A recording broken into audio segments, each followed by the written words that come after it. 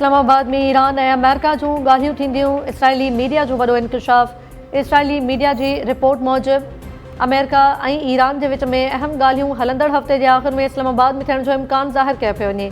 Israeli media जी दावा मूजिबि ॻाल्हियूं हिकु अहिड़े मरहले में दाख़िल थी चुकियूं आहिनि जिते ॿिन्ही मुल्कनि जा आला सतही नुमाइंदा आम्हूं साम्हूं वेही सघनि था। ज़रियनि जो चवणु आहे त इहा इम्कानी मुलाक़ात ख़िते में जारी छिकताण खे घटाइण में हिकु वॾी कोशिश थी सघे थी। रिपोर्ट्स मूजिबि ईरान जी नुमाइंदगी मोहम्मद बाक़िर कालिबाफ समेत आला इख़्तियारियूं करे सघनि थियूं। अमेरिकी वफ़्त में स्टीव विटकोफ, जेराड किशनर ऐं नायब सदर जेडी वेंस जी शिरकत जो इम्कान आहे।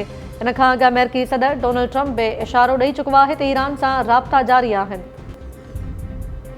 पाकिस्तान चयो आहे त ईरान ऐं अमेरिका राज़ी आहिनि त ॻाल्हियुनि जी मेज़बानी लाइ तयारु आहियूं। अमेरिकी नशरियाती इदारे सां ॻाल्हाईंदे परॾेही तर्जुमान ताहिर हुसैन इंद्राबी चयो त जेकॾहिं धुरियूं राज़ी हुजनि त पाकिस्तान ॻाल्हियुनि जी मेज़बानी करे सघे थो।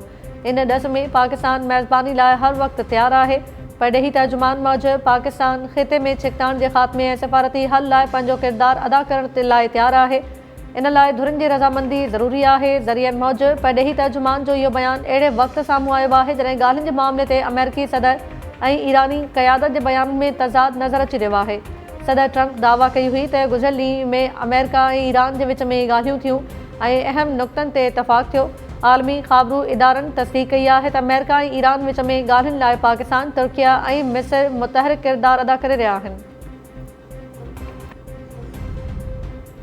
ऐं कोलंबिया में जहाज़ हादसे जो शिकार थी वियो। 34 माण्हू फौत, 14 ॼणा गुम। परॾेही ख़ाबरू इदारे मूजिबि हादसे बाद रेस्क्यू ऑपरेशन जारी आहे। 77 माण्हुनि खे ज़िंदा बचायो वियो, ज़ख़्मी अस्पताल मुंतक़िल। कोलंबिया जे दिफ़ा वारे वज़ीर जो चवणु आहे त C-130 जहाज़ अफ़सोसनाक हादसे जो शिकार थियो। हादसो पोतोमायर रीजन में पेश आयो, जितां जे गवर्नर 34 माण्हुनि जे फौत थियण जी तस्दीक़ कई। जहाज़ टेक ऑफ थियण दौरान तबाह थियो। जहाज़ में 125 माण्हू सवार हुआ। कोलंबियन फ़िज़ाइया जे कमांडर मूजिबि जहाज़ में 114 मुसाफ़िर ऐं 11 अमले जा मेंबर सवार हुआ। हादसे जा कारण मालूम करण लाइ जांच जारी।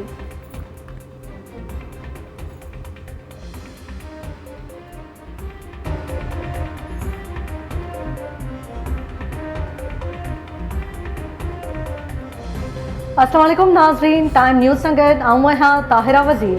हेडलाइंस सां ॾिठियूं तफ़सीली ख़बरूं शॉर्ट ब्रेक खां पोइ।